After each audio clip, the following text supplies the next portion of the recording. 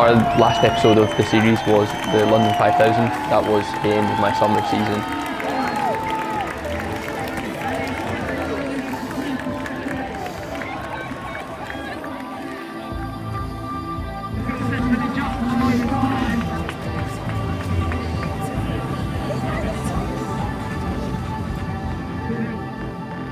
And then following that, I went straight into a little half marathon block.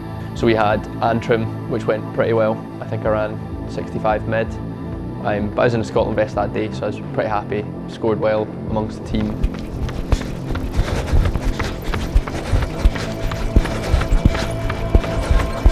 And then straight into Copenhagen a couple of weeks later. Copenhagen, I really quite enjoyed. 63 mid, or high, big PB. Go on, all the way. Keep pushing, man, all the way, nearly there. Finish it off, Max, go on. Catch Andy. Yeah, I loved Copenhagen. It was like a cool city and obviously everything's pretty nice there, but like during the race it was torrential rain, like just horrible. And I looked around at like 15k and it was just 4 Scottish lads getting after it. And I was like, this is perfect, this is exactly what I want. And I think that was quite a nice place to start the Valencia block from.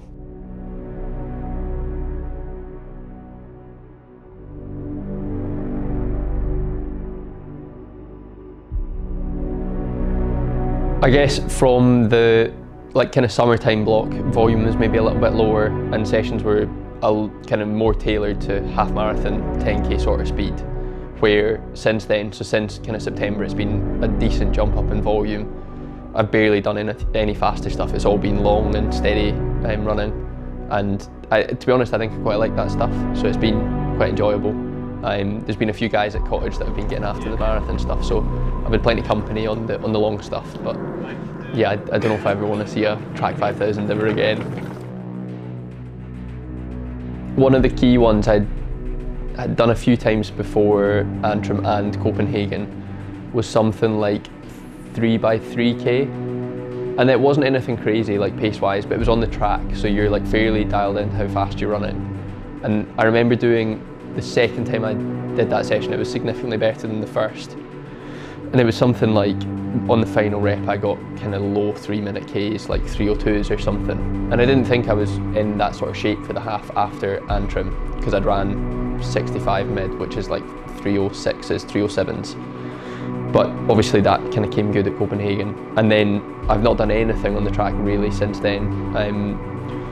A lot of the marathon stuff has been, 30k plus runs steady. So like 40k's, 42k's, 44k's at like 3:40ish sort of pace. So getting used to marathon volume and being pretty comfy running, 20 plus miles on the long days. So I quite like the Tuesday double. Getting up, doing some sort of morning threshold, and then hitting the evening with the group. And like a bunch of times that block has kind of been about 30 miles on a Tuesday this kind of winter. So getting used to running and being like cooked on that Tuesday evening, I think will be pretty useful come race day. Sunday's just like an easy kind of longish run, so like maybe an hour 30 to an hour 45 sort of volume.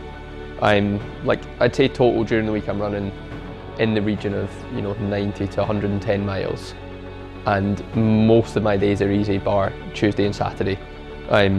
Pretty much every other day is just get out for 80 minutes, 90 minutes just jogging, so that the hard days are kind of significantly harder.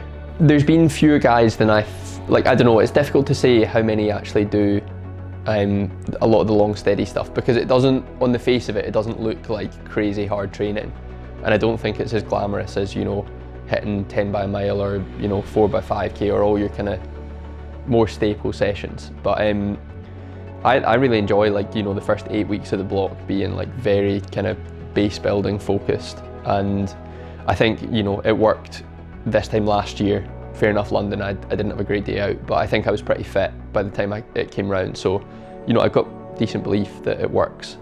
Yeah, fair enough, 10 laps of Battersea Park can be a bit boring sometimes, but I do think it's a good way to get fit, and it means by the time that you come round to kind of the last 2 months of the block, you're like pretty prepped to be ready to turn it on and run a bit faster.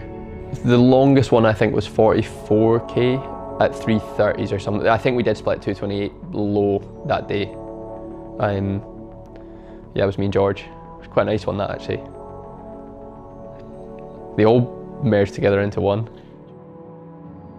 But again, it's like, it felt quite controlled and a fairly like kind of normal Saturday morning.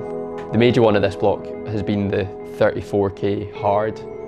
That was kind of near target marathon pace. So like, I think we ran 3:10 sort of pace for that one. So that had myself and Andy pinging around Battersea Park, and that went pretty well. So I think following that one, that was 2 weeks ago, so it'll be 3 weeks out from race day. And I think after that one, I felt pretty good going into Valencia.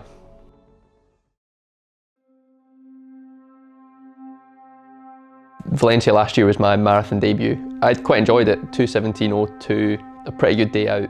I think I still had pretty much everything that could go wrong. Like, I didn't get all my gels down, they all came back up afterwards, had to have a pause. I then had London, and that wasn't as great a day at the office. And this is my return to Valencia. I guess I've ran the distance a few times in the block, so I don't think I'm scared of the 42k, but I think it's the pace that comes with that is the scary bit.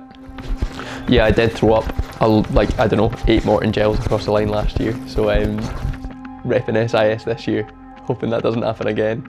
I think the fueling in a marathon is obviously quite important and something that's quite popular just now.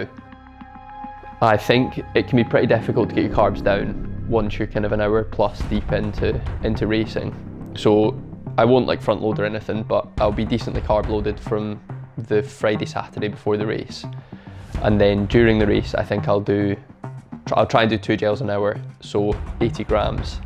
I've not got elite bottles, I've not got any of that sort of nice stuff, but I think there was water and some sort of like Aquarius sort of drink on the course last year, so try not to spill that down my front again.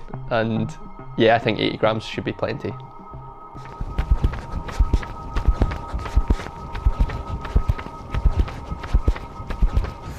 I don't want to put a time, I get funky putting times on it because it puts you out to look like a mug afterwards. I'm definitely there to try and run a PB. Post Copenhagen, I took a decent step up time wise on the half, so I'm hoping I can convert that to the full. I don't know what that means time wise, but we'll see.